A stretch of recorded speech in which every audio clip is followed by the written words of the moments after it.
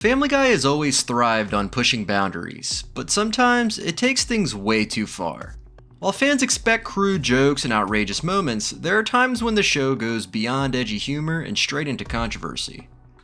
Whether it's offensive storylines, tasteless jokes, or shock value taken to the extreme, some episodes have left viewers questioning if the writers took things too far. So let's dive into 10 times Family Guy crossed the line and pushed the limits of good taste. Number 10. Quagmire betrays Cleveland.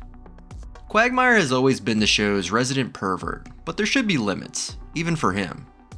Apparently, sleeping with his best friend's wife isn't one of them. An episode where Loretta cheats on Cleveland, and of all the people in the world, it's Quagmire she chooses. Cleveland's heartbreak is played for laughs, but nothing about this situation is remotely funny. I'm through being your wife. Well, I may not be perfect. Sure, by the end, Cleveland and Quagmire managed to patch things up, but that doesn't erase the fact that this was a betrayal of the highest order. It's the kind of plotline that makes you wonder how anyone thought this would be entertaining. Number 9. Nazi jokes galore.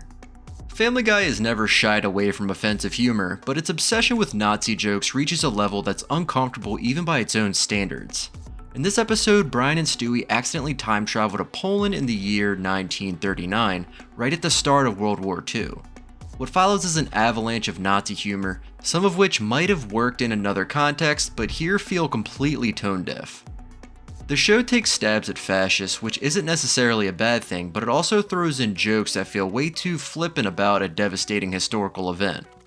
I want to get back on the motorcycle. I told you, it's out of gas. Maybe some topics just aren't ripe for this kind of humor, but that thought clearly never crossed McFarlane's mind. Number 8. Taking abortion jokes too far. When Family Guy takes on a controversial subject, it doesn't just dip a toe in, it cannonballs straight into the deep end. This one was so over the top that it got banned from airing on Fox. The episode follows Lois as she becomes a surrogate mother, only to face a heartbreaking decision when the baby's intended parents pass away. What could have been an opportunity to handle a serious topic with some nuance is instead turned into a cringeworthy string of tasteless jokes. Number 7. Normalizing domestic abuse. Here, the show takes on domestic violence but fumbles the execution in a way that is borderline offensive. Quagmire's sister Brenda is trapped in a physically and emotionally abusive relationship with her boyfriend Jeff. The episode leans heavily on dark humor to tell the story, but instead of making a meaningful statement, it turns domestic violence into a twisted joke. The punchline? The guys take matters into their own hands and eliminate Jeff, forging a fake goodbye letter to cover it up. Brenda, the fact that you are being abused has affected my life in the following ways. The sister that I knew and loved growing up no longer exists. The person I see before me now is just a punching bag. And I call you person and not woman because a woman is a strong, beautiful, vibrant creature. Somehow, the episode manages to both trivialize abuse and suggest that vigilante crime is a reasonable solution. It's a level of recklessness that Family Guy somehow gets away with far too often. Number 6. The relentless Meg abuse. If there's one running gag that is aged like milk left out in the sun, it's the way the show treats Meg. This is the episode where she finally snaps, calling out her family for treating her like garbage. For years, Meg has been nothing more than a punching bag, the target of every cruel joke imaginable. But when she finally gets a moment to stand up for herself, the writers pull the rug out from under her. Instead of real change, they reset everything back to square one, ensuring that Meg's mistreatment will continue for the rest of the series. It's one thing to have a flawed character, it's another to make them the designated victim just for cheap laughs. Number 5. Brian eats Stewie's diaper. Alright, let's talk about one of the most stomach-churning moments this show has ever thrown at us. Season 8 gave us an episode which stripped away the usual cutaway gags and forced us into a tiny, locked bank vault with just these two characters. What could possibly go wrong, right? Well, after a while, Stewie, being a baby, ends up needing a diaper change. But hey, no problem. Except there is a problem. No diapers. And Stewie, being the absolute menace that he is, convinces Brian to consume his soiled diaper. I just have no conception of how it's done. Oh, God! Okay, you ready?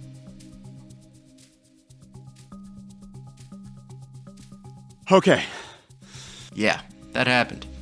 And Brian, being the world's worst decision maker, actually does it. Number 4. Jesus turns into a celebrity brat. Next up, an episode which takes a jab at religion in a way that even Family Guy fans weren't expecting. Jesus Christ has been popping up in cutaways for years, but this episode makes him a full-on character. Peter stumbles upon him working a low-key gig at a record store, just chilling on Earth like it's no big deal. At first, Jesus seems like a humble guy, but after Peter convinces him to reveal himself, Hey, that sounds like a nutty weekend, but I can top it. So I'm in charge of done Southern Company. the divine humility goes straight out the window. The next thing you know, Jesus is basking in the spotlight, acting like a spoiled celebrity and ditching Peter for fame and groupies. Because of course, nothing says Son of God like appearing on talk shows and riding around in limos. Number 3. Lois kisses Meg's boyfriend. Ah yes, another moment that makes you wonder if Family Guy has ever had a moral compass. In this particular disaster, Meg finally manages to land a nice, normal boyfriend named Anthony. Good for her, right?